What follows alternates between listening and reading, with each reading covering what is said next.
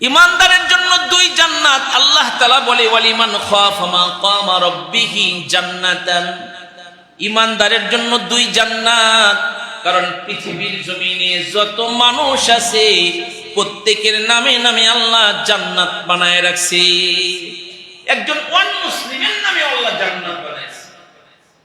তবে ওয়ান মুসলিমের যখন মৃত্যুর সময় হয়ে যায়, তার সামনে তার নামে যে জান্নাতরা আছে এটাকে প্লে করা হয়।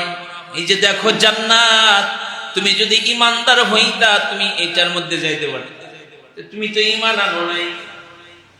তারপরে তাকে জাহান্নামের ঘর দেখানো হয়, এই যে তোমার জাহান্নামের ঘর, পরবর্তী সময়ে তুমি এই ঘরের মধ্যে যাইবা। জান্নাতের ঘর ওর জন্য কাটা, জাহান্নামের ঘর ওর জন্য অবধারিত।